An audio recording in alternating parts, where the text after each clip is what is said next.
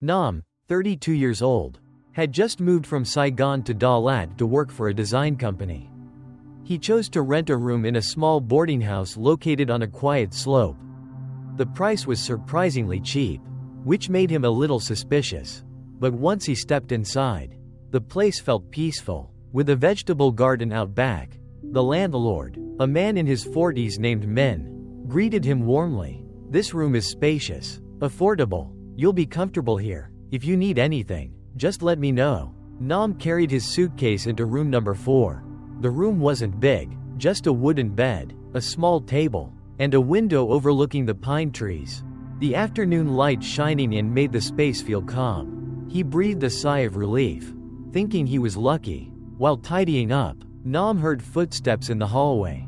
He opened the door and saw a young woman hanging clothes. She smiled. "Did you just move in? My name's Ha. I'm in room 6. Nam replied with a polite smile.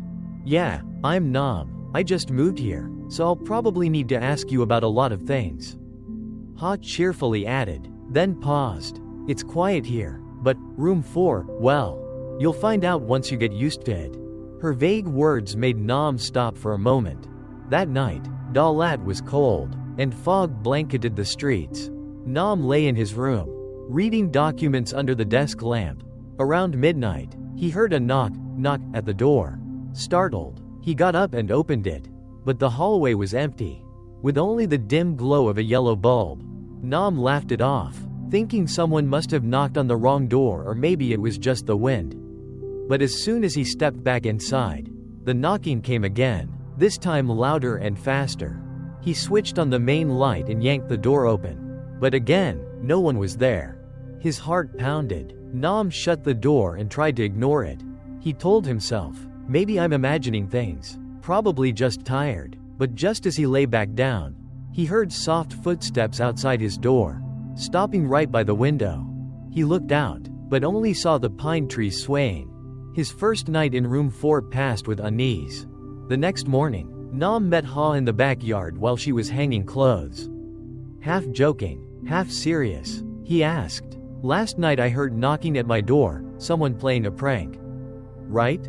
Ha looked at him, stayed quiet for a few seconds, then gave a faint smile.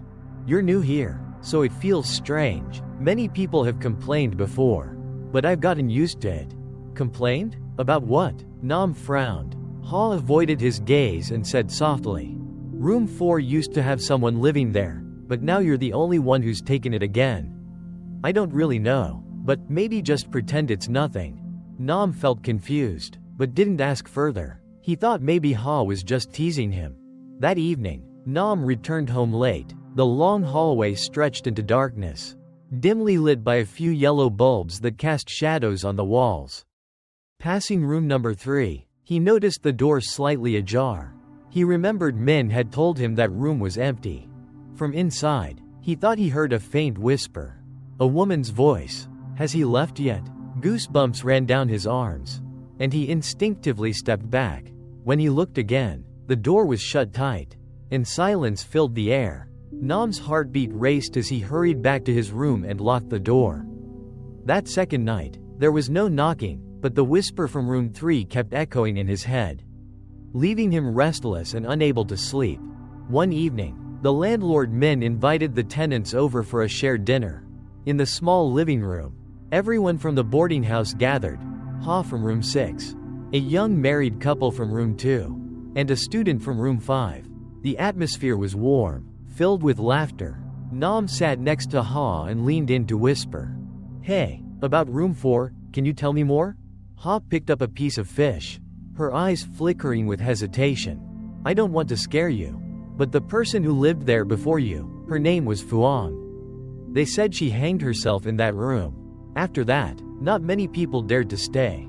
I only heard the story from others." Nam swallowed hard, glancing around, but everyone else seemed cheerful as if nothing was wrong. Suddenly, Min cut in, "No point bringing up the past.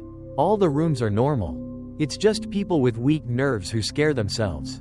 His words sounded half reassuring, half like he wanted to shut the conversation down. Nam nodded, but uneasiness weighed heavily in his chest. That night, Nam fell asleep exhausted. In the middle of the night, he dreamed of a dark room with a wooden chair placed in the center. From the ceiling hung a rope. In the shadows, a woman with long, loose hair stood with her back to him. Nam tried to call out, Who's there? The woman never turned around, only whispered faintly, Has he gone yet? Nam jolted awake, cold sweat covering his body. He looked around the room, everything was quiet, with only the glow of the streetlight filtering through the window. Holding his head, he muttered to himself, I'm just haunted by Ha's words. But in his ears, the whisper still lingered. The next morning, Nam was about to leave for work when he ran into an elderly neighbor. She leaned on her cane, stared at him, and softly asked, You're the new tenant in room 4, aren't you? Startled, Nam nodded. The old woman sighed, You'd better be careful. That place isn't right. Many have come and left quickly. No one stays long. Listen to me, don't stay there. Nam frowned. What do you mean by that? There's still someone there, who hasn't left. Without another word, she slowly walked away, leaving Nam frozen in the morning mist. That night, Nam returned. The hallway was cold and dim, yellow lights scattering shadows across the walls. As he passed room 3, the empty one, he heard a whisper again. This time clearer, almost against his ear. Stay with me. Sweat broke across his forehead as he whipped around and saw the door of room 3 slightly ajar. Inside the darkness, he thought he saw a woman's figure sitting in the corner, long hair covering her face. His heart pounded as he stepped back, but in the blink of an eye, the door shut tightly, silence swallowing everything. Terrified, Nam rushed back to his room, locked the door, and sank to the floor. Only one thought echoed in his head. This room, what's really going on here? The next morning, still shaken, Nam found Ha in the yard and pressed her for answers. Leaning against his motorbike, he asked firmly, Ha, have you ever been inside room 4? Ha startled. No, I wouldn't dare. I've only heard stories. Why are you asking? Nam hesitated. Last night, I heard someone talking in the hallway. I thought someone was there. Ha frowned. Don't scare me. Sometimes I hear things too. But when I open the door, there's no one. Even the neighbors have said the same. But then it goes quiet. Her response left Nam even more unsettled. He decided he had to investigate on his own. At noon, when most people were out, Nam shut his door tight and began searching every corner of the room. He lifted the bed, opened the wardrobe, checked every nook and cranny. Finally, when he opened the drawer of an old desk, he found a notebook, and inside it was an old photograph. In the picture was a woman with shoulder-length hair, wearing a white blouse, standing in the corner of the room. But what sent chills down Nam's spine was the faint outline behind her, a shadowy figure hanging in midair. Nam's hands trembled as he quickly put the photo back, but curiosity gnawed at him, so he pulled out his phone and snapped a copy. He thought to himself, at the very least, I need to find out who this woman was. That afternoon, Nam brought the photo to the old neighbor. She stared at it for a long moment, then shivered slightly. Yes, that's Fuang. She once rented room 4. Gentle, polite, but after her husband left, she fell into despair and hanged herself. Nam stayed silent, clutching the photo tightly. The old woman's voice grew heavier. After she died, every night there were footsteps. Sobbing, most people in the row moved out. Only a few rooms remain. Young man, you'd better leave. Don't get entangled. Nam's voice was firm. If what you're saying is true, then she hasn't left at all. That night, Nam sat uneasily in his room. He was getting ready for bed, staring into the mirror. In the reflection, just behind him, was the faint outline of a woman with long loose hair, standing right at the edge of his bed. He spun around, nothing. Looking back at the mirror, empty. But on the desk, the photo he had locked inside the drawer earlier that afternoon now lay neatly in front of him. In the picture, the woman's eyes seemed to look straight at him, dark, sorrowful, accusing. Nam stepped back, his heart pounding, muttering under his breath, What do you want from me? And then, in the silence, a faint whisper, Don't leave me alone. The air in the room turned icy cold, though the window was tightly shut. That afternoon in Dalat, the sky was heavy with clouds. The The boarding house clung to the hillside, surrounded by pines swaying in the harsh wind, their rustling sounding like hushed voices. Nam stood on the narrow balcony outside his room, gazing down the sloping alley that led into town. A light drizzle fell, the chill seeping into his skin, making him shiver. Ha rushed in with a raincoat in hand, her wet hair clinging to her face. Nam, it's raining. When it rains in Dalat, it gets freezing. Close your windows early, or the wind will sneak in. Nam gave a faint smile. I know, but I like the smell of the wet earth after rain. It feels clean, like it washes everything away. Ha set a bag of food on the table. Maybe so, but people say when it rains here, strange things often appear, especially near your room. Nam raised an eyebrow. What do you mean? Ha pressed her lips together, said nothing, and simply began drying her hair. The silence made Nam even more uneasy. Outside, the rain grew heavier, the tin roof hammered with the sound of falling drops, mingling with the whispers of the pine trees, creating a somber rhythm that lingered endlessly. Nam sighed, shut the window, but the unease inside him refused to fade. That night, the rain still hadn't stopped. Nam sat in his room, the dim yellow lamp casting trembling shadows on the wall. Then he heard it, the sound of footsteps, wet sandals slapping against the hallway floor. The sound was unmistakable in the damp, cold air. Nam called softly, "Who's there?" No reply. The footsteps stopped right at his door, then silence. His chest tightened, heart pounding, mustering courage. He pulled the door open. The hallway was dark, only a flickering neon light casting its faint glow. Rain dripped steadily from the roof, water trickling onto the concrete. Nam glanced around, no one. Just as he was about to close the door, his eyes drifted to the far end of the hall. A figure stood still in the rain, right at the steps leading to the yard. The figure wore a white dress, long hair hanging loose, thin body unmoving. Nam froze, stepping back in shock. He blinked, gone. Only rainwater pooled under the dim yellow light. He whispered to himself, "It must have been my eyes playing tricks." But deep down, the image etched itself into his mind, impossible to erase. The next morning, Nam went to see the old woman who sold tea at the foot of the slope. The rain had stopped, but the mist still lingered, and the chill in the air wrapped the whole scene in a hazy veil. Nam sat down on a wooden chair and asked directly, "Grandma, last night I saw someone in white standing out in the rain. Do you know if anyone in the boarding house usually dresses like that?" The old woman slowly poured tea, her eyes distant. "So, you've seen it too? You're not the first. Many people said they've seen a figure standing in the rain at the steps. They say, that's Fuang's spirit." Nam gripped the hot teacup tightly in his hands. "Fuang, she's the one who hanged herself in my room." "Yes, they say she died on a rainy night. By the time the neighbors heard the noise, it was too late. Since then, whenever it rains at night, people see her faint shadow in the yard." Nam swallowed hard, sweat dampening his palms. He didn't know whether to believe it, or convince himself it was only imagination. That night, the rain returned, this time heavier. Nam sat by the window, his room dimly lit by a single weak lamp. Outside, the rain pounded relentlessly, the wind howling long and mournful like someone weeping. As he drifted in thought, he heard it, his name, called softly through the rain. Nam. He jolted upright and rushed into the hallway. The air was freezing. At the end of the corridor, on the steps, stood a figure in white, motionless, hair covering the face. Nam's voice shook as he called out, Who's calling me?" The figure slowly lifted its head, but all he could see was wet, matted hair clinging over the face.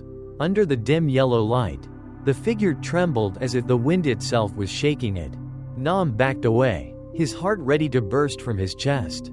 The voice came again, clearer this time, aching with sorrow. "Don't leave me alone." Suddenly, everything stopped, the rain silenced. The wind died, only the figure remained, stepping closer to Nam, one step at a time, water dripping steadily with each movement. After that night, Nam woke in utter exhaustion. His eyelids were heavy, his head spinning as if he had just recovered from a fever. The dull morning light of Dalat seeped through the window, but it could not drive away the creeping chill. He stepped into the hallway. The familiar musty smell filled his nose. Green moss spread across the faded gray walls, deep cracks marking them like scars. Pulling his jacket tighter, Nam's eyes shifted to the far end of the corridor. There, an old wooden chair sat, though it hadn't been there the day before. Long, worn, its legs unsteady, the wooden surface faded and still wet with rain. Nam frowned. Who would leave a chair out here? He muttered. The boarding house barely had many people, and no one would put such a decayed thing in this damp, cold corner. Ha stepped out of her room, holding a steaming cup of coffee. She looked toward the end of the hall and gasped softly. Huh? Where did that chair come from? Nam's voice was sharp. I don't know, but don't go near it. A gust of wind slammed through, creaking the iron gate at the end of the row, making the whole scene colder still. The chair stood alone in the mist, as though something invisible was sitting there, present, yet unseen. As dusk fell, Nam returned to his room after a long day of work, but his eyes kept being drawn to the end of the hallway. The chair was still there, as if no one had touched it. In the deep purple glow of sunset, the chair cast a long, twisted shadow, resembling a person sitting in despair. Nam shivered, shut his door, and turned on the light. He told himself, it's nothing, just an old chair. But the more he tried to ignore it, the stronger the unease grew. Night came, and the wind howled violently. Lying in bed, Nam clearly heard the creaking sound of wood under strain. The sound came steadily, not too far, not too near, almost as if right outside the hallway. Sweat soaked his back, his heartbeat racing. He strained his ears. The creaking sped up, then slowed down, exactly like the sound of someone rocking back and forth on a chair. Nam bolted upright, cracked his door open, and peeked out. The hallway was pitch dark, the neon lights flickering weakly. At the far end, the chair swayed gently, as if someone had just stood up and walked away. Yet, the space was empty. A cold gust swept through, carrying with it a long, sorrowful sigh. Nam quickly shut the door, his back drenched in sweat. He knew now, this was no longer his imagination. The next morning, Nam decided to confront the old woman at the tea stall at the foot of the slope.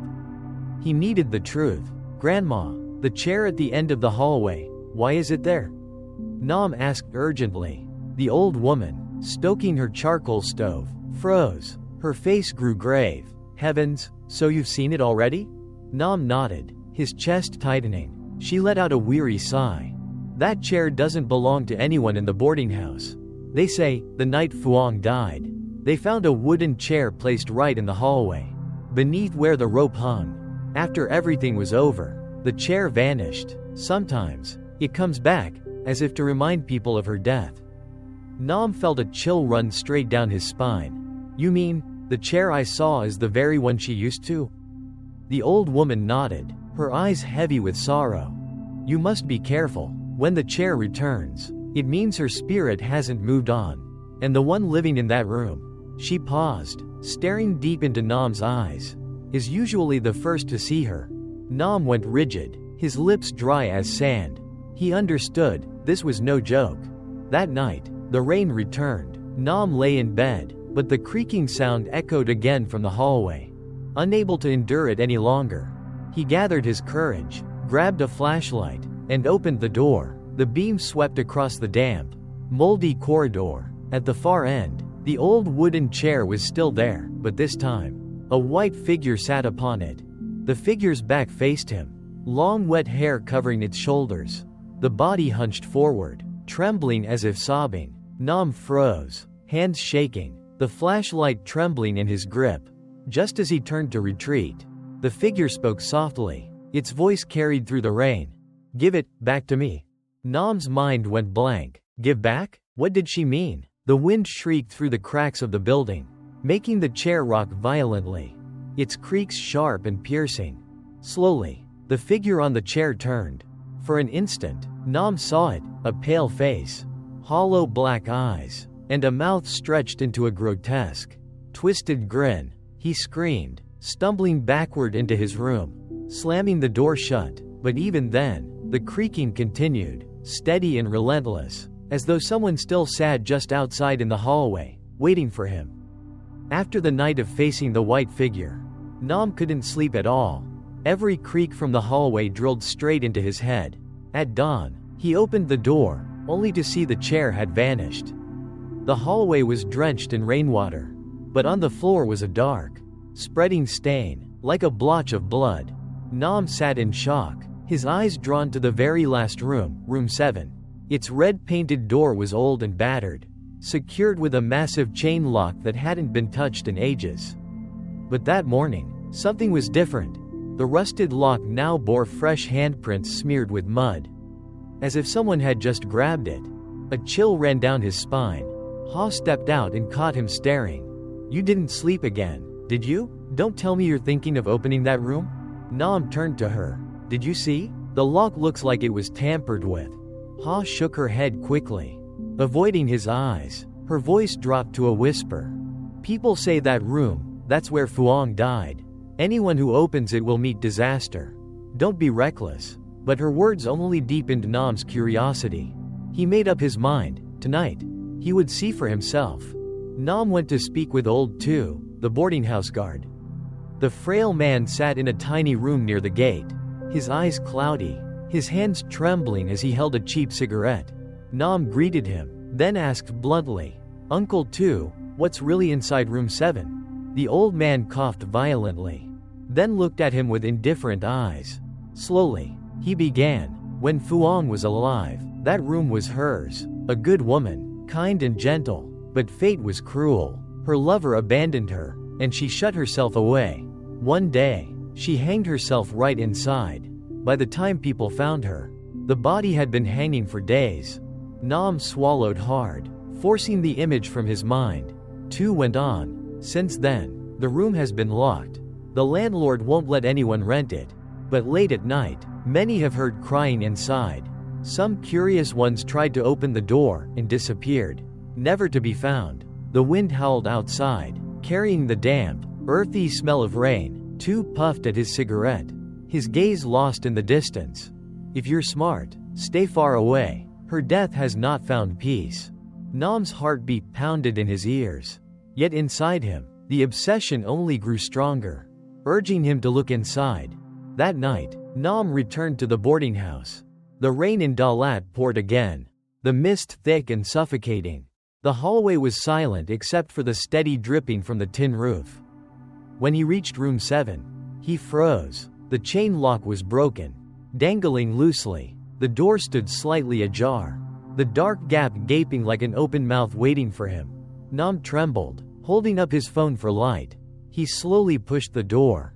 The rusty hinges screeched, the sound echoing like a scream in the night. Inside was pitch black, the stench of mold mixed with a sharp, metallic tang that burned his nose. The walls were stained and rotting, but what made Nam go cold was in the center. A rope hung from the ceiling beam. Dangling, beneath it stood the familiar wooden chair, perfectly placed, as if waiting for someone to step on it. The air was thick, freezing, suffocating. Nam reached out to touch the rope. The coarse fibers felt damp, cold, as though still soaked with someone's sweat. Suddenly, the door slammed shut behind him. Panic surged through Nam as he spun and pounded on it, but it wouldn't budge, held fast, as if an invisible hand pressed it shut. At the same moment, his flashlight flickered, then went out completely. In the suffocating darkness, Nam heard it, an unmistakable sigh. Right by his ear, a frail whisper followed. "You came looking for me?" Nam trembled, backing up against the wall. Soft footsteps echoed inside the room, slow and deliberate, coming closer to him. In the dim flash of lightning outside the window, Nam caught sight of a white figure standing in the center of the room. Long hair covered its face, the frail body trembling. Step by step, the figure moved forward, its bony hand reaching out. Nam screamed, pounding desperately on the door. In despair, he spun and pressed his back to the wall. Immediately, he felt something wet and sticky behind him. Turning to look, his heart stopped. Across the stained wall, dark handprints slowly appeared, dragging downward like streams of blood. The white figure growled, its voice sharper now. "Give it back to me?" Nam collapsed to the ground, his head spinning. He had no idea what he was supposed to return. The wind howled through the cracks of the window, and above him the rope swung, creaking like mocking laughter. Just as Nam thought he would faint, the door burst open. He stumbled out, sprawling onto the icy floor of the hallway. When he turned back, room 7 was sealed shut again, the chain lock hanging firmly in place, gleaming under a flash of lightning. Nam panted heavily, sweat mixing with rainwater. He understood then, the room was hiding a dreadful secret, and the ghost would never let him go until he discovered what had to be given back. After that horrific night in room 7, Nam was drained, his face gaunt like someone who hadn't slept in months. He didn't dare tell Ha everything, only muttered that he had heard strange noises. But the haunted look in his eyes was enough for everyone to sense something was terribly wrong. Rumors spread quickly through the boarding house. Other tenants whispered, "Last night I heard someone scream. Must have been the ghost again." I saw a white figure in the hallway, with hair so long, it chilled me to the bone. The building, already damp and gloomy, grew heavier with dread. Everyone hurried to and from their rooms, no one lingering in the corridor. As for Nam, every time he passed room 7, he felt as though invisible eyes were watching him from behind the door. One evening, Nam met Tuan, a new tenant. About 25, tall and thin, wearing glasses. Tuan had just moved into room 3, right next to Nam's. He greeted Nam cheerfully. "Have you been here long? I just moved in yesterday. Rent's cheap, so I took it, even if it feels a bit eerie." Nam forced a smile, meaning to warn him not to stay long. But Tuan quickly added, "People say it's haunted. I don't believe it. Last night I even heard knocking on room 7's door. Probably someone joking around." Nam froze. "What did you say? Knocking on room 7? Tuan nodded. "Yeah, but when I opened it, no one was there. I figured it was you messing with me." Hearing that, a chill swept down Nam's spine. He knew no one in this house would dare play such tricks. If Tuan had really heard the knocking, then whatever it was, had already turned its attention to the new tenant. That night, the rain poured down again. Nam lay awake, restless. Water dripped steadily from the eaves onto the concrete, creating a relentless rhythm. Close to midnight, Nam heard it, footsteps in the hallway. Creak, creak, slow and deliberate. His heartbeat thundered. The steps stopped right in front of room 3. Then came the knocks. Talk, talk, talk. 3 steady, chilling raps. Nam leapt from bed and pressed his ear to the door. At first, silence. Then Tuan's drowsy voice. "Who's there?" No reply, only the same knocking again. Rhythmic and cold. Tuan cursed. Enough with the jokes. His door clicked open. Nam held his breath, peering through the crack of his own door. In the dim yellow light, he saw Tuan's head stick out, scanning the empty hallway. Suddenly, a white shadow streaked past, darting straight into Tuan's room. Nam heard a blood-curdling scream. "Ah!" The door slammed shut with a bang. Then, silence. Nam stood frozen, drenched in sweat. He wanted to rush over, but his legs felt nailed to the ground. Trembling violently, he could only listen. From inside room 3 came strange sounds, the scrape of a chair dragging, objects crashing to the floor, and finally, a chilling sigh. "He's gone." The next morning, Nam knocked on Tuan's door. No answer. He pushed it open, only to find the room completely empty. No luggage, no clothes, not even the pair of shoes Tuan had worn the day before. The landlord arrived, frowning. "He moved out already? I haven't even collected the rent." Nam's face went pale. "No, last night I saw him here." Everyone murmured in confusion, but the room was spotless, no belongings, no trace of dust, no sign anyone had ever lived there. Old too. The guard looked at Nam with his raspy voice. "Another one gone? Do you see now? Whoever gets involved with room 7, sooner or later disappears." Nam's legs went weak, cold sweat soaking his back. He knew Tuan hadn't moved out. He had been swallowed by the darkness. And if Nam didn't uncover the truth, the next to vanish would be him. That evening, Nam returned from work to find Da Lat cloaked in gloom. Thick fog rolling down the alley to the boarding house. With every step, he felt someone following, but when he turned back, there was only the dense white mist. As he reached his door, a faint click sounded from room 7. The door stood slightly ajar, the wind pushing it open and shut with an eerie creak, as if beckoning him inside. Goosebumps rose along his arms, but curiosity overcame fear. With trembling hands, he pushed the door open. The room was damp and rotting, its walls stained, ceiling draped in cobwebs. Beneath the bed, Nam spotted an old wooden box. Its lock rusted. He dragged it out, dust swirling thick in the air, the musty stench choking his throat. Inside the box lay a leather-bound journal, yellowed with age, its pages speckled with dried, dark stains, clearly old blood. Nam's chest tightened. This was Phuong's diary, the woman Old Tu had spoken of. His hands shook as he turned the pages. The handwriting was delicate at first, then grew jagged, twisted, unstable. June 14th. Moved into this boarding house.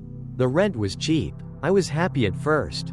But last night, I heard someone crying in my room. When I opened my eyes, no one was there. June 20th. The shadow in the mirror appeared again. It's not me. It smiles when I cry. July 1st. They say I'm delusional, but I know it wants to kill me. If one day I disappear, it means it took me away. On the very last page, the writing scrawled wildly. Blood smeared across the paper. Soaking it red. It's right behind me, please. Someone save me. Nam's spine turned to ice. He looked up instinctively, scanning the room. The air thickened, the smell of iron and rot flooding his nose, making him gag. That night, he couldn't sleep. The diary lay on his desk, but it felt as if it were breathing.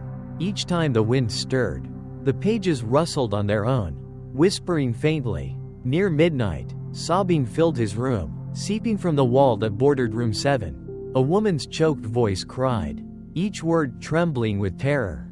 Don't take me, please spare me." Nam clutched his ears, heart hammering like it would burst. But the cries grew louder, echoing across the entire room. The ceiling light flickered violently, then went out.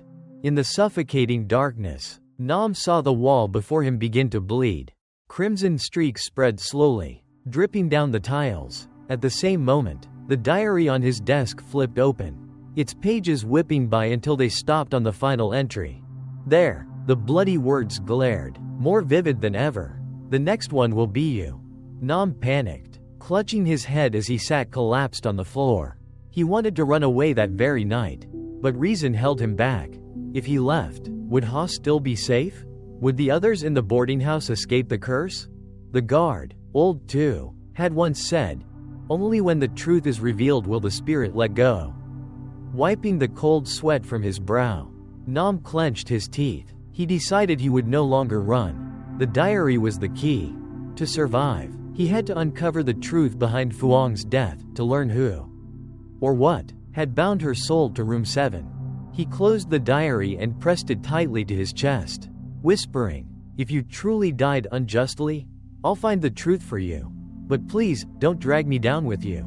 Outside the window, the wind howled, carrying with it a cold, mocking laugh. Nam sat in a small cafe on Tran Phu Street. The bustle of voices and traffic outside did little to lift the heaviness inside him. The black coffee before him grew cold, while the mountain chill of Da Lat seeped into his bones. He pulled Phuong's diary from his backpack.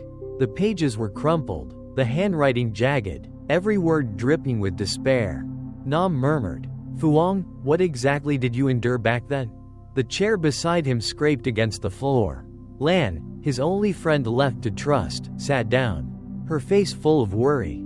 She set a cup of hot tea on the table. "Did you sleep at all last night? Look at your eyes. You're completely dark under them." Nam shook his head, forcing a smile. "How could I sleep? All I see are the images from yesterday. I saw Phuong in the hallway. She even called my name." Lan shivered, glanced around, and lowered her voice. "You're sure it wasn't a dream?" Nam stayed silent. The image of the shadow by the window of room 4 the night before still burned in his mind. He pressed his palm to his forehead. If it was a dream, why did it feel so real? I even heard footsteps following me. There's something in that house, trapped. Lan gripped his hand firmly. Her voice steady. Then you have to find the answer. I'll help you. Stop carrying this alone. Nam looked at her, a faint spark returning to his eyes. Outside, the morning mist still covered the mossy rooftops, a sign that an uneasy day was ahead. That afternoon, Nam and Lan returned to the boarding house. The yard was eerily still, weeds climbing high around their ankles. The rooms were all shut tight, the silence suffocating. Lan hugged her coat closer, trembling. This place, it feels completely different from outside. Nam stepped forward, unlocking room 7. The door creaked open like a groan. The musty stench rushed out, laced with the faint scent of incense. They swept their phone flashlights across the room. Scratches scarred the walls, as if fingernails had clawed them raw. Beneath the bed, Nam found another old wooden box. He dragged it out, brushed off the dust. Lan's eyes widened with dread. What's inside? Nam exhaled sharply and lifted the lid. Inside were several black and white photos of young women who had once lived there. Each photo was slashed across with red ink. Only Fuang's photo had been torn in half. Lan covered her mouth in horror. My God, who would do this? Nam held the torn photo, his hand trembling. It looks like someone was deliberately watching them. Not just Fuang, many others too. A sharp click echoed from the corner. Both froze, turning to see the wardrobe door slowly creak open by itself. Darkness seeped out, along with a cold draft, like the breath of something alive. Lan shrank back, clinging to Nam's arm. Nam, don't tell me, someone's inside. Nam swallowed hard, clutching his phone tighter. Though terrified, he forced himself forward and yanked the door open. Empty. Only a white cloth draped loosely over the edge, swaying as though someone had just let it fall. That night, Nam and Lan sought out Mrs. Tu, the landlady. She lived in a small house nearby. The woman, in her 60s, sat wearily on a wooden platform bed, her face drawn. Nam set the wooden box on the table. Mrs. Tu, please explain this to us. Her face blanched as she glanced at the photos. She shook her head quickly. I don't know. I locked that room long ago. I never thought you'd dare enter it. Lan's voice sharpened. But why are there these photos? These girls all lived here, didn't they? Mrs. Tu avoided their eyes, pouring tea to stall. It's the past. Talking about it changes nothing. The dead are dead. Nam slammed his hand on the table. No, it can't be ignored. They died unjustly, with no answers. If you know anything, tell us, or the spirits will never let go. The woman's hands shook, her clouded eyes flickering with fear. She whispered, years ago, that place was once a den of murder. A man rented a room and lured young women there. One by one, they vanished. The police never found him. Later, I bought the house, hoping it was over, but it wasn't. Lan clutched her chest, horrified. Then, the women in these photos, they were the victims? Mrs. Tu nodded, her voice breaking. Yes, Fuang was the last. She uncovered the secret and was killed. Nam sat frozen, a storm of anger and horror boiling inside him. The footsteps, the whispers, the shadows he had seen, all of them, perhaps, were the restless spirits who had never been freed. That night, Nam decided to return alone. Lan tried to stop him, but he insisted. I have to talk to them, at least to Fuang. Inside room 7, moonlight spilled through the shattered window. Nam sat cross-legged on the floor, spreading the photographs out before him. He whispered softly, Fuang, if you're still here, give me a sign.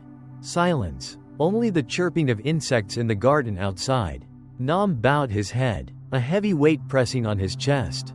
Suddenly, a cold wind rushed in. The photographs lifted, swirling into a circle before scattering back down. A whisper brushed his ear. Please, save me? Nam flinched, whipping his head around. In the cracked mirror hanging on the wall, the reflection of a girl appeared, long hair, tear-reddened eyes, her face etched with despair. He staggered to his feet, stammering, Fuang? The figure in the mirror gave a faint nod, then stretched out her hand as if trying to reach him. The wind howled, the window shutters slamming violently. Nam's whole body went numb, frozen in place. In that instant, he knew without doubt, her spirit was still trapped, and he was the only one who could hear her plea. Nam stood frozen before the fractured mirror. Phuong's image faded, leaving behind only streaks of moisture sliding down the glass like tears. With trembling fingers, he touched the mirror. At once, blood-red words appeared across the surface, smudged and uneven. "The killer is still alive." Nam stumbled back, heart pounding. He muttered to himself, "Still alive? That means he's somewhere nearby?" Suddenly, his phone buzzed in his pocket. It was Lan calling. He answered quickly, his voice urgent. "Lan, Phuong just left me a message. The murderer isn't dead, he's still alive." Lan's voice cracked with disbelief. "Are you sure? What if it's just a hallucination?" Nam ground out each word. "No, I saw it clearly. We have to find him, or more people will die." Even as he spoke, footsteps echoed in the hallway outside. Heavy, deliberate, drawing closer. Nam quickly ended the call, held his breath, and stared at the door, which had begun to tremble against its frame. The door creaked open, its hinges groaning. A tall, broad shadow stood framed in the doorway. Moonlight spilled in, outlining the figure but keeping its face hidden. Nam backed away, sweat streaming down his face. Forcing his voice steady, he demanded, "Who are you?" The shadow tilted its head slightly, then let out a rasping, guttural laugh. Curiosity always makes people want to know more than they should. The sound echoed through the room, chilling Nam's blood. He grabbed the wooden chair, holding it like a weapon. You killed Phuong, didn't you?" The figure's voice came slow and deliberate. "Not just Phuong, every girl who ever laughed at me, they all had to pay." Suddenly, Lan appeared at the door, shouting, "Nam!" The man's eyes gleamed like a predator's as he snapped his head toward her. Then, in a blur, he bolted toward the staircase and vanished into the darkness before either of them could react. Nam roared, "He's still here. We can't let him get away." Scene 3: The Old Files. The next morning, Nam and Lan went to the local police station. They told everything, from the restless spirits in the boarding house to the terrifying encounter the night before. An older officer flipped through a worn case file, his tone grave. "You're right. Over 10 years ago, that building was the site of a string of murders. The suspect was a man named Deng, in his 30s. He targeted young women living away from home. But during the investigation, he disappeared. No trace was ever found." Lan's eyes widened. "So, he was never arrested?" The officer nodded. "Correct. We assumed he left town. But if what you're saying is true, he may never have left Dalat." Nam slammed his hand on the desk, his voice sharp with certainty. "No, he never left. He's hiding near the boarding house. I saw him with my own eyes last night. We have to act before more people die." The officer studied Nam, doubt and concern mixing in his gaze. With a heavy sigh, he said, "Fine, we'll put someone on watch. But you, be careful. Don't try to be reckless." That night, Nam and Lan slipped back into the boarding house. They carried flashlights, a recorder, and a few sticks of incense. The place was eerily silent, the wind moaning through the pines, their shadows stretching across the walls like grasping hands. Lan whispered, "Are you sure we should be doing this? If he's really still here?" Nam clenched the recorder tightly. "That's exactly why we need to expose him." They entered room 7, lighting 3 incense sticks. Smoke curled thickly upward, the scent of sandalwood heavy in the air, turning the atmosphere almost otherworldly. Nam set the recorder on the floor and spoke. "Phuong, if you can hear us, show us how to find him." The smoke suddenly twisted into a spinning circle. The candle on the table flickered violently, then went out. In the darkness, a faint whisper drifted through the room. "Store, age, Bossum, Ent?" Lan trembled. "Storage? She means the basement?" Nam nodded, eyes blazing. "Yes, that's where he's hiding." Just then, a loud crash echoed from the stairwell leading down below. Their hearts pounded as they exchanged a terrified glance, then stepped toward the sound. One careful step at a time. The staircase leading down to the basement was damp, its tiles chipped and slick with green moss. Wherever Nam's flashlight swept, thick cobwebs quivered. The air was heavy with mildew, laced with a foul metallic tang that made Lan cover her nose. She whispered, "Nam, do you really think someone lives down here? It feels like no one's been here for years." Nam gave a tight nod, gripping the flashlight harder. The more abandoned it looks, the easier it is to hide. Remember, Fuang was clear. The storage basement. We have to trust her. A sharp clink echoed through the darkness. Lan flinched, clutching Nam's arm. The sound came from below, where a rusted iron door stood slightly ajar. Nam drew a deep breath and muttered, "Let's go. We've come too far to turn back now." The basement door groaned in protest as they pushed it open. Inside, the space was swallowed in shadows, only broken by the thin beams of their flashlights. Rotting wooden crates and rusted iron bed frames were scattered about in disarray. Lan froze when her light swept across one corner. Pinned to the wall were dozens of old photographs. Her voice shook. "Nam, look at this." Nam stepped closer. The photos were of young women, most wearing college uniforms. Their faces were bright with smiles. Yet scrawled across each picture in jagged red letters were words like, "Traitor, worthless, must stay silent." Nam clenched his jaw. "God, this is his sick shrine." Suddenly, a voice growled from behind them, low and gravelly. "You dared to trespass in my place." Both spun around. In the doorway stood the same dark figure from before, eyes glowing with feral intensity. Lan stumbled back toward Nam. The man stepped into the light, revealing a gaunt face with sunken, hate-filled eyes. He chuckled harshly. "Cheap little students, always mocking me."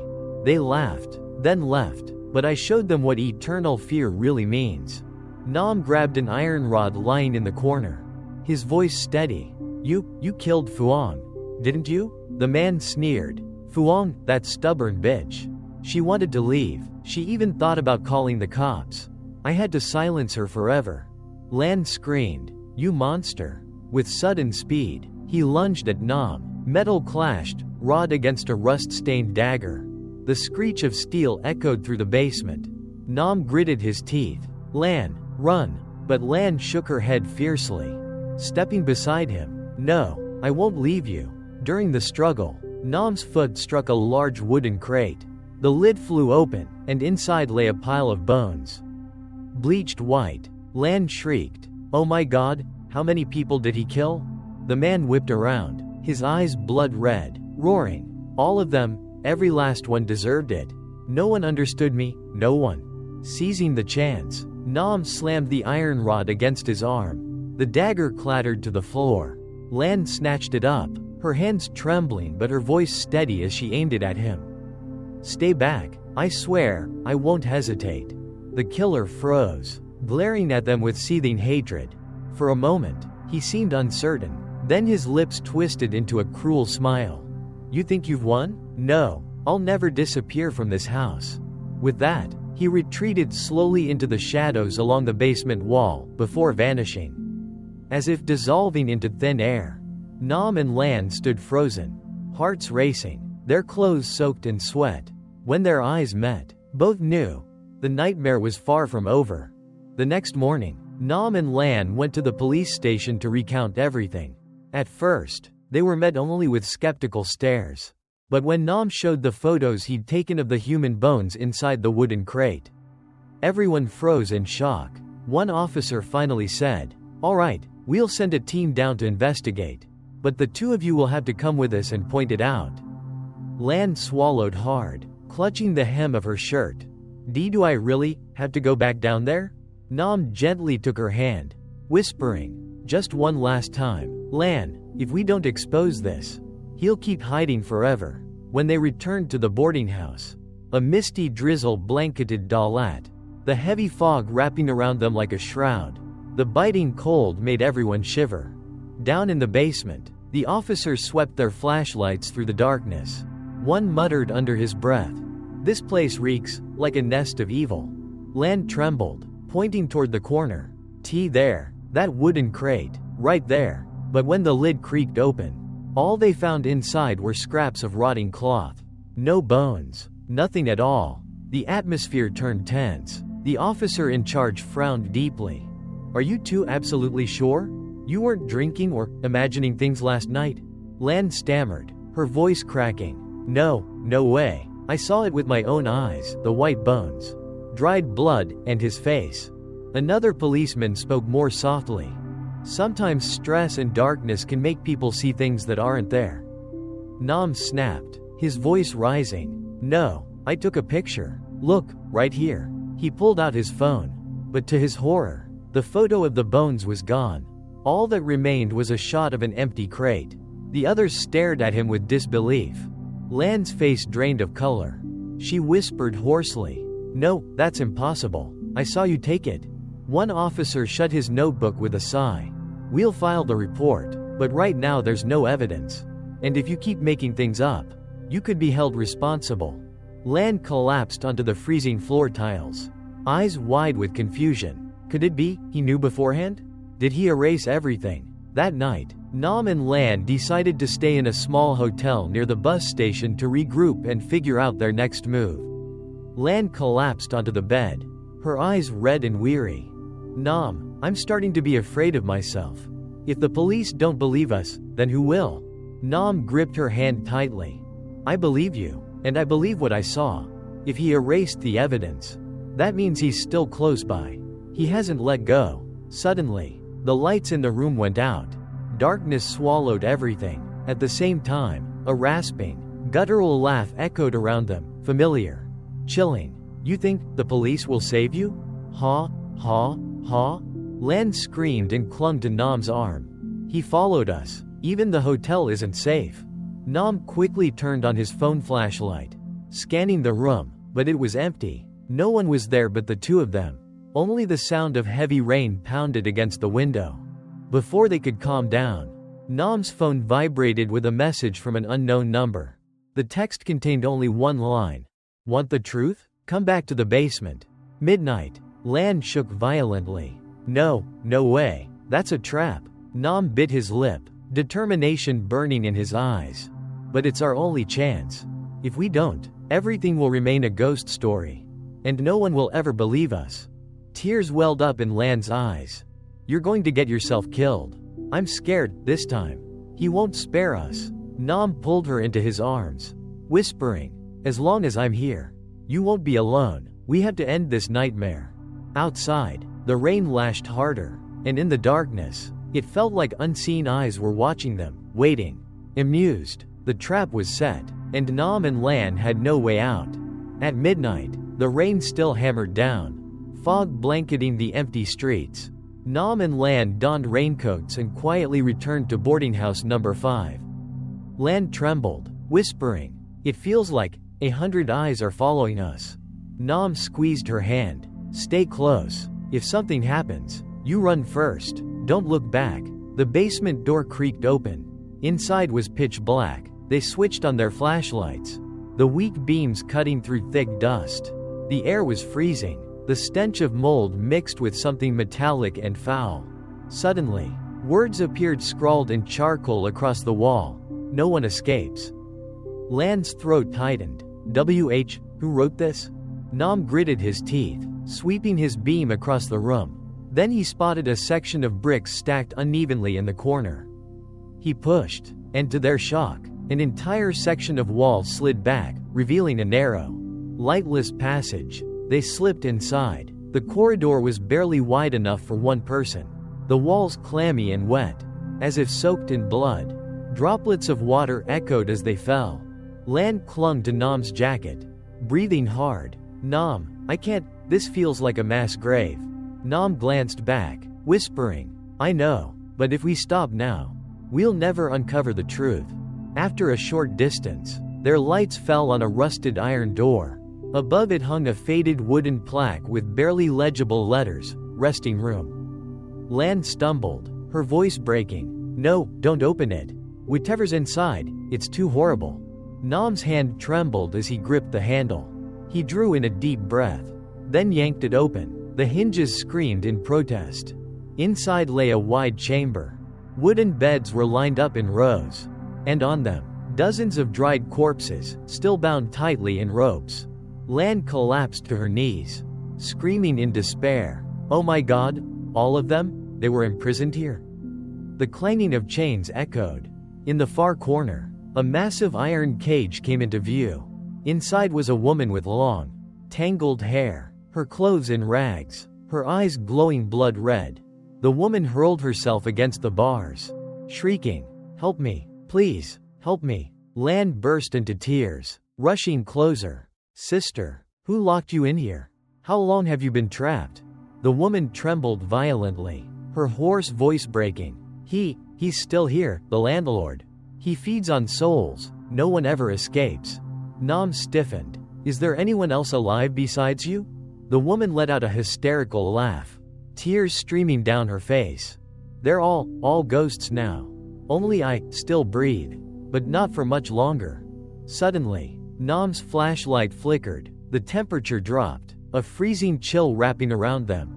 A guttural voice reverberated through the chamber. "So, you've uncovered my secret?" From the far end of the room, a figure emerged. It was the landlord, skin pale as death, eyes black voids without pupils. Each step he took echoed ominously on the stone floor. Lan trembled violently, pressing herself against Nam's back. "Nam, it's him, the demon himself." The man chuckled darkly. "So many years, and no one has ever made it this far. You two truly are brave."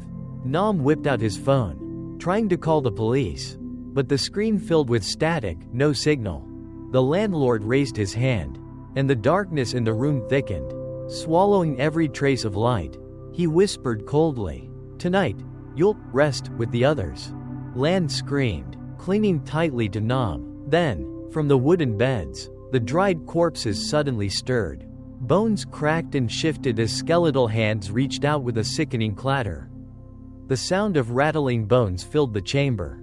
The desiccated bodies rose one by one, joints popping grotesquely. Their hollow eye sockets glowed faintly red. Lan wailed, clutching Nam. No, this can't be real. They've come back to life." Nam gritted his teeth, eyes locked on the landlord. "They're not alive. He's controlling them." The landlord's laughter rang out, booming until the stone walls trembled. "These wretched souls, they are my pawns. And now, they'll welcome you." The corpses began to shuffle forward, dragging their brittle legs across the floor, each step echoing like dry wood snapping. The stench of rot choked the air, making Lan gag. She sobbed uncontrollably. "Nam, how do we get out of here?" Nam's beam caught a broken iron rod lying in the corner. He snatched it up and roared, "Run for the iron door. I'll hold them off." Lan bolted, tears streaming down her face, while Nam swung the rod with all his strength, shattering brittle bones. The corpses crumbled but kept crawling, undeterred. "Go, Lan, don't look back," he shouted. Lan cried out between sobs. "No, I won't leave you." The landlord advanced slowly, darkness pooling thickly around him, suffocating the last flicker of their light. His voice growled like thunder. "Your struggle is useless. Soon, you'll rest forever in this room of silence." Nam fought his way through the throng of corpses, then grabbed Lan's hand, dragging her forward. Together they lunged toward the iron door, only for it to slam shut violently in their faces. Lan screamed, pounding her fists against the metal. "No, open it, someone help us." Behind them, the landlord's guttural laugh rattled the chamber. "No one can hear you. This is your grave." In that desperate moment, Nam suddenly remembered the talisman the old woman at the Dalat night market had given him days ago. He dug frantically into his pocket, clutching the charm, now soaked and blurred by rain. Nam shouted, "If you really feed on souls, then let's see if you can withstand this light." He pressed the talisman onto the iron rod and raised it high. Suddenly, a blinding golden light burst forth, shredding through the suffocating darkness. The corpses shrieked, collapsing one by one, their brittle bodies disintegrating into ash. Lan gasped, trembling as she clutched Nam's arm. "Nam, what did you just do?" Panting heavily, Nam replied, "The old woman was right, only the talisman can suppress him." The landlord staggered back, his face contorted in fury. His guttural roar thundered through the chamber. "Don't think you can escape. That charm will only stall me for a moment." As Nam and Lan struggled to hold on, the room suddenly quaked. Bricks tumbled from the walls, the ceiling groaning under strain. From above, dirt and rubble rained down. Lan screamed, "Nam, the basement is collapsing." Nam yanked her aside, sweat pouring down his face. He roared at the landlord, "If you want to bury us here, then you'll be buried alive too." The landlord lifted his head, his eyes blazing red. "You don't understand. I am the master of this place.